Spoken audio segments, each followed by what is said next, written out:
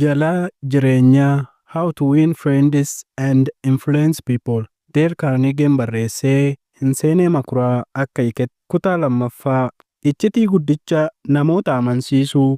Namni tokko waa tokko akka hojjetu gochuuf yookaan amansiisuuf tooftaa tokko qofatu jira. Akkamiin sitti fakkaata? Fedhii waan sana hojjechuu yookaan gochuu namoota keessatti uumuudha. Kana jechuun namni tokko waan tokko akka raawwatu amansiisuuf waan sana raawwachuu akka fedhu gochuu qaba jechuudha. Kana malee tooftaa biraan kan hin jirre ta'uu qalbifadhu. Nama tokko dirqisiistee moobaayilaa akkasiif kennu gochuu dandeessa. Hojjetaa kee akka isaan ariitu isaanitti himtee sossodaachisuudhaan hojjisiifachuu ni dandeessa. Garuu ati xiqqoodhuma bakka hojiidhaa deemnaan hojjechuu ni dhaabu. Daa'ima kee reebuun yookaan dheekkamuun waan feetu akka hojjetan gochuu dandeessa. Garuu hojicha kana hojjetu yeroo ati mana jirtu qofadha. Tooftaan tokkichi waanan fedhe akka hojjettu ittiin si gochuu danda'u waan ati feetu siif kennuu qofaanidha. Ati maal feetaa? Fedhiin dhala namaa guddaan fedhii wal quunnamtii saalaa fi fedhii milkaa'inaa irraa madda jedheera Sigmund Freud. Filoosofarri beekamaan Ameerikaa John Dawes yaada Freud kana fedhiin dhala namaa guddichi fedhii milkaa'inaati jechuun ibsee jira. Waa'ee kana kitaaba kana keessatti bal'inaan hubatta. Maal feetaa? Wantoonni armaan gadii wantoota namni hedduun fedhanidha. 1. Fayyaa fi jireenya nageenya qabu. 2. Soorata gahaa. 3. Maallaqaa fi wantoota maallaqni bitu. 4. Jireenya gaarii.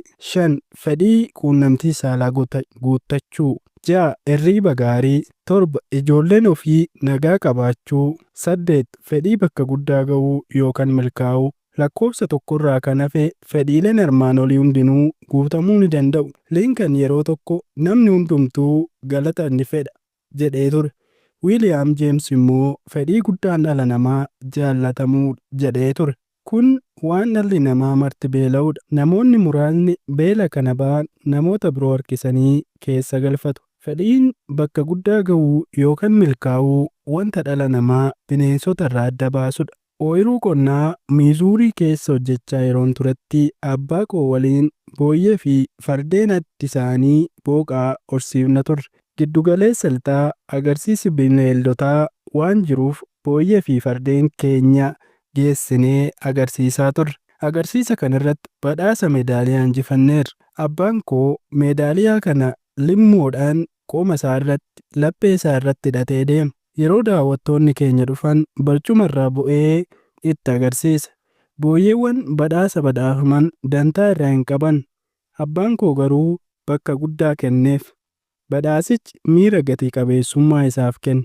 Utuu abbootiin keenya fedhii bakka guddaa ga'uu kana hin qaban ta'ee silaa qaroominni addunyaan kun har'a irra jirtu hin jiru ture. Fedhii milkaa'inaa kana hin qabnu taanaan nuti bineensota waliin tokkuma jechuudha. Fedhii bakka guddaa ga'uu kanatu namticha hin baratin hiyyummaa dararamaa mana dhugaatii keessa ergamaa ture kitaaba seeraa saantima 50 bitatee ogeessa seeraa cimaa akka ta'u godhe. Namni kun eenyu akka ta'e beektaa? Abrahaam Lincoln ture. Fedhii bakka guddaa ga'uu kanatu Charles Dickens kitaabota babbeekamuu akka barreessu godhe. Fedhiin beekamtii argachuu yookaan waan guddaa hojjetanii beekamuu kanatu namoota dureessota naannoo kee jiran kakaase. Fedhii kanatu uffata bareedaa akka uffattu si godhe. Fedhii kanatu konkolaataa ammayyaa akka bitattu si godhe. Fedhii kanatu waa'ee milkaa'inaa ijoollee kee akka haasoftu si godhe. Fedhii kanatu dargaggoonni baay'een yakkoota gurguddoo akka dalagan godha. Koomishinarri poolisii naannoo New York E.P. Malrooniin jedhamu akka jedhetti dargaggoonni baay'een ajaa'ibsiifannaa gaazexaalee irratti argataniif jedhaniitu yakkoota gurguddoo kana dalagu. Lafuma duwwaatti jajamuu waan hawwaniif yakka hin malleef keessa seenu. Fedhii bakka guddaa ga'uu keetii yookaan maal hojjettee ittiin beekamuu akka feetu yoo natti himte ati nama akkamii akka taate siifan hima. Kun waa'ee keef waan murteessadha. Fakkeenyaaf John Rockefeller biyya Chaayinaa naannoo Beijing keessatti namoota hiyyeeyyii argee hin beekne isaaniif isa arganii hin beekneef hospitaala ammayyaa ijaaruudhaan fedhii milkaa'inaa yookaan kabajamuu dhugoomfate. Karaa biraa Dillinger shiftaa beekamaa ta'ee baankota saamuudhaan fedhii bakka guddaa ga'uu yookaan beekamtii argachuu dhugoonfate. Yeroo FBI'n isa adamsaa turanitti gaaf tokko ooyiruu qonnaa Minisootaa keessaa ba'ee ani Dillinger jedhee diina namoota beekamaa adamsu ta'uu isaatti ni boona jechuudha. Ani homaa si miidhuu hin fedhu garuu beeki ani Dillingeridha jedhe. Seenaan namoota beekamoo fedhii bakka guddaa ga'uu waliin wallaansoo wal qabaa turan hedduu galmeessitee qabdi. George Washington mataan isaa pirezidaantii guddicha Ameerikaa jedhamee waamamuu barbaada ture. Columbus hoogganaa humna galaanaa fi bakka bu'aa bulchaa Indiyaa akka jedhamu fedha ture. Namoonni yeroo baay'ee jaallatamuuf yookaan miira kabajamuu akka isaanitti dhaga'amuuf jedhanii dogongora dalagu. Fakkeenyaaf aadde McKinley fedhii beekamtii qabdu guuttachuuf jecha abbaa manaan ishee pirezidaantiin Ameerikaa guyyaa inni beellama jabaa qabutti wal quunnamtii saalaa akka waliin godhuuf dirqisiiste. Otoo ishee waliin ciisuu hojii guddaa balleesse jedhamee maqaan ishees waliin ka'uu hin oolu waan ta'eef akkas goote. Hayyoonni tokko tokko akka jedhanitti namoonni baay'een bakka guddaa ga'uun kabajaa fi beekamtii argachuuf fedhii qaban yeroo milkaa'uu dhabu maraatu. Ameerikaa keessatti dhukkuba kamiyyuu caalaa namoota dhukkuba sammuu dhukkubsatantu heddummaata. Dhukkuba maraatummaa maaltu nama qabsiisaa? Gaaffii kana namni deebii hanga ammaatti hin arganne. Garuu dhukkuboonni akka fantoo seelii sammuu mancaasuudhaan maraatummaa fiduu akka danda'an ni beekama. Dhugaadha, dhukkubni maraatummaa parsantii 50 madaa'uu sammuu yookaan dhugaatii alkoolii summiiwwan adda addaa fi balaadhaan namatti dhufa. Garuu walakkaan hafe jechuun parsantii 50 sababni maal akka ta'e wanti qabatamaan beekamee hin jiru. Kana jechuun namoota maraatan keessaa parsantii 50 kan ta'an seeliin sammuu isaanii ogeessotaan qoratamee akkuma kan kiyyaaf kee fayyaa akka ta'e mirkanaa'eera. Akkas taanaan namoonni kunneen maaliif maraatan ree? Gaaffii kana Dooktora Fayyaa Sammuu Olaanaa Hospitaala keenyaa gaafadheera. Dooktoriin ogummaa isaatiin baay'ee beekamaa ta'ee fi badhaasa sadarkaa olaanaa badhaafamaa ture kun dhugaa dubbachuuf ani sababni isaa maal akka ta'e hin beeku naan jedhe. Dhuguma namni beekus hin jiru. Garuu namoonni yeroo bakka yaadan ga'uu dadhaban maraatu naan jedheera. Kana jechuun yeroo fedhiin keessa isaanii jiruu fi dhugaa lafarra jiru wassimuu dhabu namoonni maraatu jechuudha. Itti aanses dooktorichi seenaa armaan gadii kana natti hime. Dhukkubsattuu gaa'elli ishee milkaa'uu fi dide tokko yeroo ammaa wallaanan jira. Fedhii guddaan dubartii kanaa jaalala, fedhii walqunnamtii saalatti, gufuu yookaan ijoollee horachuu fi hawaasa keessatti kabaja argachuu ture. Garuu jireenyi fedhiiwwan ishee kanneen dhorkattee abdii ishee jala dukkaneessiteerti. Abbaan manaa ishee hin jaalatu. Ishee waliin iyyuu nyaachuu didee qofaa kutaa isaa keessatti akka dhiyeessituuf dirqisiise. Ijoolleen qabdu hawaasa keessatti kabaja hin argan. Sababa kanaan maraatti akka waan abbaa manaa ishee hiiktetti yaaddee maqaa hojjettuu waamamte. Yeroo ammaa mootii Ingilaanditti heerumtee Leedii Smith akka taatetti of yaadde. Galgala yeroo hundumaa daa'ima haaraa akka deessetti abjootte. Yeroon bilbiluuf yeroo mara dooktora har'a daa'ima haaraan ta'e jette. Dubartii kana jireenyi fedhii ishee jalaa dhoksitee abdii ishee dukkaneessitus addunyaa maraatummaa keessatti fedhii ishee hundumtuu guutamee fi gammachuu olaanaa argattee jirti. Baay'ee nama gaddisiisaa. Lakki ani hin beeku. Otoon danda'ee ishee fayyisuu danda'eyyuu hin godhu. Isheen akka amma jirtu kanatti iyyuu jireenya itti tolee gammachuu qabdi naan jedhe dooktorichi. Namoonni fedhii isaanii guuttachuudhaaf yeroo beela'an argachuudhaaf sardamu. Waan namoonni argachuuf sardaman kanarratti yoo isaan jajjabeessine hagam akka nutti gammadan yaadime. Seenaa Ameerikaa keessatti namoota yeroo jalqabaaf waggaatti miindaa miliyoona lakkaa'amu argachaa turan keessaa tokko Charles Schwab ture. Yeroo torbanitti doolaara 50 argachuun iyyuu waan guddaa ture. Nama kana Dale Carnegietu bara 1921 keessa pirezidaantii kaampaanii sibiilaa Ameerikaa godhee muude. Yeroo Schwab umuriinsaa waggaa 38 ture, Schwab boodarra kaampaanii kana gadhiisee kaampaanii sibiilaa Beetlehem jedhamu kan Ameerikaatti kaampaanii kamirrayyuu bu'a qabeessa ta'e hundeesse. Dale Carnegien maaliif Charles Schwabiif waggaatti doolaara miliyoona 1 yookaan guyyaatti doolaara 3,000 kaffalaaf ture? Maaliif namoota biroo caalaa dandeettii hojii sibiilaa adda ta'e waan qabuufi? Lakki gonkumaa Charles Yoob mataansaa namoota dandeettii hojii sibiilaa isa caala qaban kanneen isaaf hojjetan akka qabu natti himeera.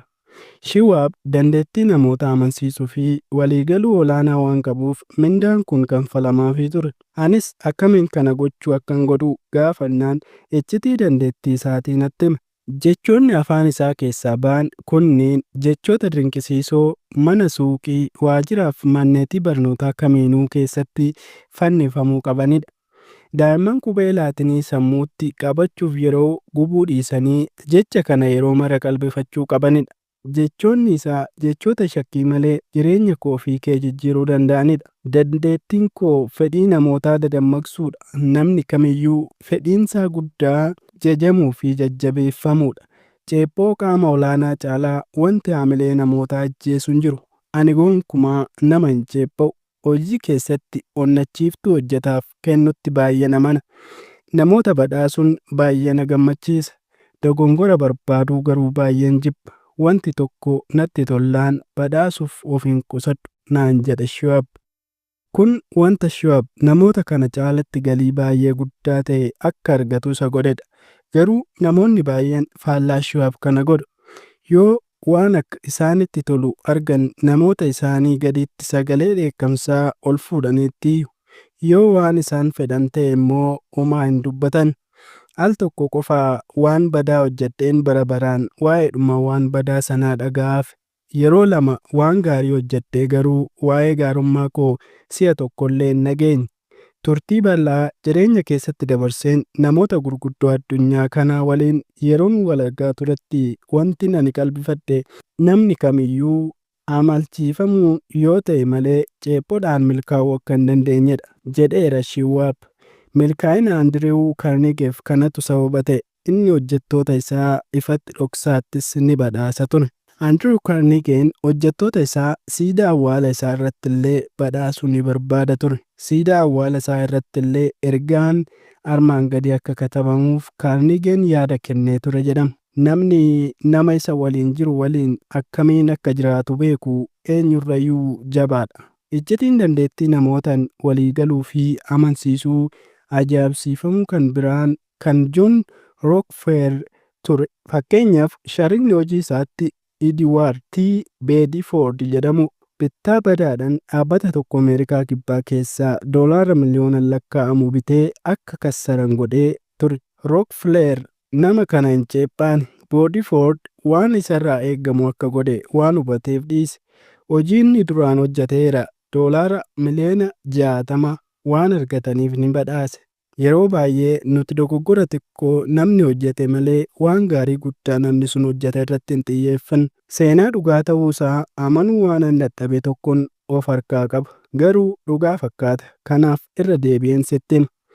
Akka seenaa kanaatti dubartii tokkotu guyyaa tokko dadhabsiisa irra ooltee waaree booda dhiirota ishee waliin jiraatan fuuldura baqii utuu tuultuu dhiironni argan. Ni maraatte moo maal gochaa jirtaa jennaan. Maaliif akka isin hin qalbifanne hin beeku.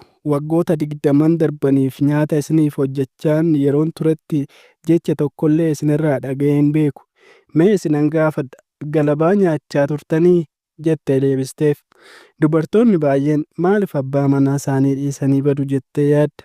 Qorannoon waggoota muraasa dura gaggeeffame akka agarsiisetti dubartoonni baay'een jajamuu fi jajjabeeffamuu waan dhabaniif abbaa manaa isaanii dhiisanii badu. Abbootii manaa haadha manaa isaanii dhiisanii badanis sababni armaan olitti eerame kun ni hojjeta. Yeroo baay'ee jaalallee keenya waan isaan nuuf godhaniif isaan hin jenne hin galateeffannu. Kun immoo haamilee isaan buusuun akka waan nuti gochaa isaanii gatii dhabsiifnetti ilaaluun abdii nurraa kutatu. Miseensi daree keenyaa tokko gaafii haati manaa yookaan warraa isaaf dhiyeessite nuuf himee ture. Haati manaan isaaf hiriyoonni ishee sagantaa dubartoota fooyyessuu jedhu keessatti ni hirmaatu. Isheenis haadha manaa gaarii ta'uudhaaf wantoota gochuu qabdu 6 abbaan manaa ishee akka tarreessuuf gaafatte. Gaaffiin haadha manaa isaa kun akka isa ajaa'ibe nuuf hime. Dhugaa dubbachuuf wantoota isheen fooyyessuu qabdu 6 tarreessuun anaaf baay'ee salphaadha. Isheen wantoota ani fooyyessuu qabu 1000 tarreessaa turte. Ani garuu hin goone. Kanaaf itti yaadeen ganama siif himan jedhe daree keessatti nutti hime. Ganama isaa bariin ka'ee warra abaaboo guddisan waameen barreeffama wantoota jaatii akka fooyyessitu fedhu tarreessuu hin dandeenye. Akkanumattiin baay'ee si jaaladha jedhu ilillii roozii waliin ergee fi hojii koo deeme. Galgala yeroon deebi'ee galu nama kamirrayyuu fuula ifaadhaan ba'ee kan na simate eenyu sitti fakkaataa? Haadha manaa kooti. Guyyaa dilbataa itti aanu waldaa kiristaanaa keessatti erga isheen gabaasa hojii manaa ishee dhiyeessitee booda dubaroonni ishee waliin barachaa turan gara koo dhufanii kun wanta baay'ee gaariif bu'a qabeessa arginee hin beeknedha jedhan. Kanumarraanan humna namoota jajuu hubattee jedhe. Filooreenzii Ziigfild qopheessaa fiilmii beekamaa fi kabajamaa ture. Shamarran Ameerikaaf ulfina guddaa nama kennaa ture waan ta'eef Filoorenzi ofii isaatiif kabaja gonfate. Namoota jajuun jireenya isaanii jijjiiruu irratti dhiibbaa guddaa akka qabu waan hubateef dubartoonni bareedanii dhiyaachuun miirri ofitti gammaduu akka isaanitti dhaga'amu gochaa ture. Inni nama hojjetee agarsiisuu danda'udha. Mindaa shamarran isa waliin hojjetan torbanitti $30 kan ture gara $135tti guddiseef. Akkasumas ilillii roozii Ameerikaan faayamanii bareedanii akka dhiyaatan isaan gochaa ture. Ani tibba soomanaa yookaan faasting tokko utuun midhaan hin nyaatin guyyoota 6 tureen jira. Baay'ee ulfaataa hin turre. Dhuma guyyaa 6ffaatti akka gaafa guyyaa 2ffaatti hin beelofne. Atis ani akkuma beeknu namoonni miseensa maatii isaanii yookaan hojjetaa isaanii guyyaa 6f nyaata yoo dhorkatan akka yakkaatti akkuma ilaalamu guyyaa 6f ji'a 6f yookaan waggaa 6f isaan jajuun yookaan badhaasuu dhabuunis akkasuma dhalli namaa akkuma nyaataa jajamuus ni beela'a. Yoo beela kana isa baaste yookaan jajjabeessite qalbiin isaa hagam akkasitti gammadu yaadimee. Ogeessi fiilmii beekamaan Alfred Laanti jedhamu ilaalcha aan ofii koof qabu kunuunsuu caalaa wanti na gammachiisu addunyaa kanarra hin jiru jedhee ture. Qaama ijoollee keenyaa yookaan hojjettoota keenyaa ni kunuunsina. Garuu sammuu fi qalbii isaanii hagam kunuunsuu yaannaa? Ijoollonni keenya qaamni isaanii guddatee akka jabaatuuf hanqaaquuf foon ni kenninaaf.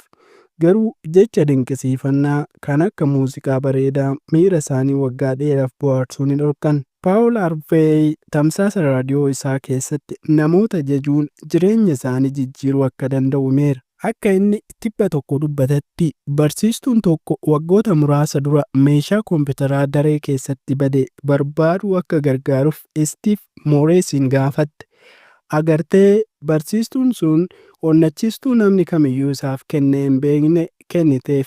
Dandeettii dhaga'uusaa kan ija isaa jaame bakka bu'u dammaqsite. Guyyaa sanarraa eegalee Mooris jireenya isaa ni jijjiire. Kanumaan dandeettii dhaggeeffachuu isaa gabbifatee weellisaa fi barreessaa walaloo cimaa ta'e. Dubbistoonni kitaabaa kanaa baay'een qajeelfamni kun isaaniif hojjechuu akka dide naaf himaa turan. Dhugaadha hin hojjetu. Qajeelfamni kun namoota fedhii namoota waliin hariiroo gaarii uumuu qabanii fi sadarkaa fedhii isaanii adda baafachuu danda'aniif hojjeta. Kana jechuun garaagarummaa namaa beekuu qabda. Namoonni tokko tokko yeroo baay'ee beela'an raammoo yookaan marga nyaatu. Kaan immoo raammoo nyaachuurra du'uu naaf wayya jedhanii obsanii taa'u. Kanneen biroon bineensa adamsuunis ta'u bakka nyaata argatan deemanii barbaadatu. Akkasuma immoo namoonni beela fedhii isaanii guddicha ba'uufis akkaataan garaagaraan hojjetu. Garaagarummaan sobanii saaduu fi jajuu maali?